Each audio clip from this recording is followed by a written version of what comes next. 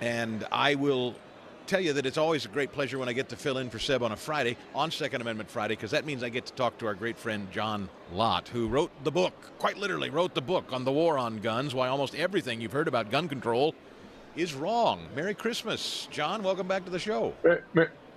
Merry Christmas, Chris. It's great to talk to you. We're here at AmFest, and I can tell you this. These are some freedom-loving people in Phoenix, Arizona, my man. I don't know how you feel about things, but there's an air of positivity that I haven't felt in some time. How do you feel about the Second Amendment and this new administration? Well, it's going to be a huge change. The Biden administration has literally put thousands of gun dealers out of business just with their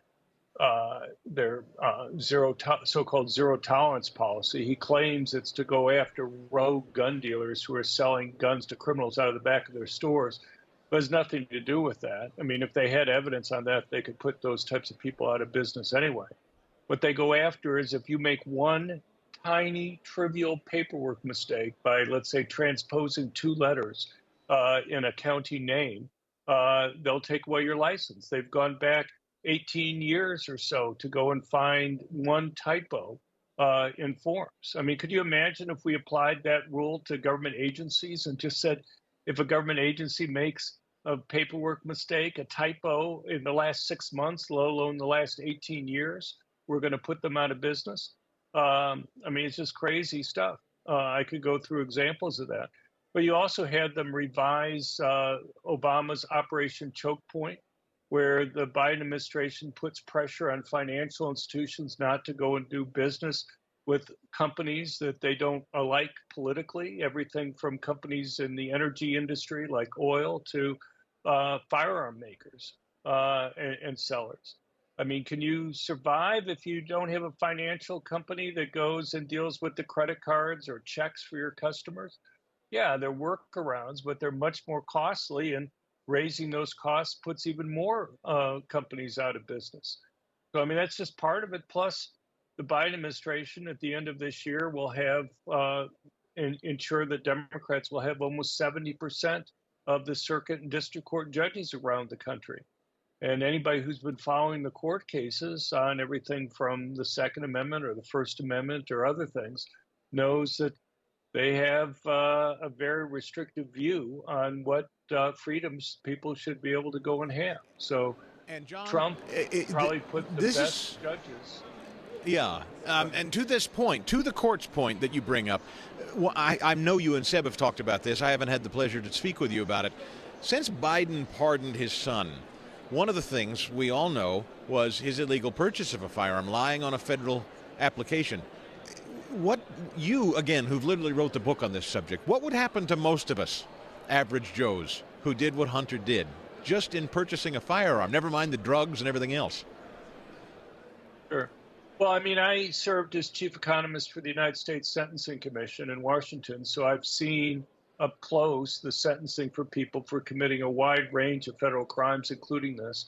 I was senior advisor for research and statistics in the Department of Justice during the Trump administration. So, and one of the places I dealt with was exactly enforcement of firearms laws. And I can just tell you, anybody that had anything even remotely similar to this would be spending time in jail. And there are other crimes that they could have charged them with, such as the interstate transportation of an illegally possessed gun. You know, there are cases even during the Biden administration where someone with no other criminal history was sentenced to years in jail for, let's say, not putting down that they used marijuana on the 4473 form, which is a prohibited substance under federal law. You know, marijuana is legal at the state level in many states. Cocaine and heroin and other drugs that Hunter Biden used were not. And yet, you know, so they're much more serious. But yet the Biden administration has no problem going after people for not filling out the form in their mind properly on marijuana. John, briefly, we don't have a ton of time left, but I did want to talk to you about this school shooting in Wisconsin. It is a 15-year-old girl. There's more to the story now, but of course, it's always fascinating to me when people the left doesn't take the opportunity to rush to a discussion of gun control. They didn't in this instance because this is an atypical story. This is a young woman, a 15-year-old woman.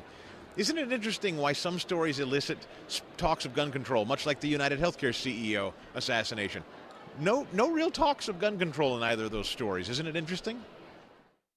Well, in the Wisconsin case, Biden came out literally within a couple hours, calling for more gun control. A list of things, top on his list was a background check on a private transfer of guns.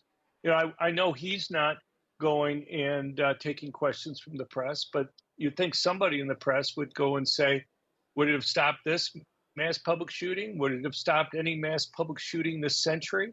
And the answer is no.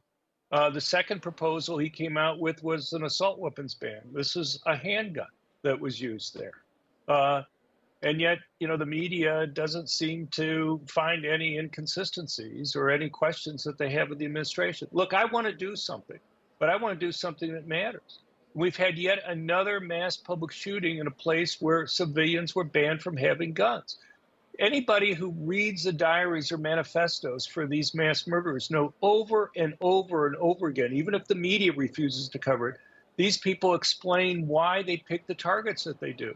These people want to get media attention. They want to commit suicide. Yes.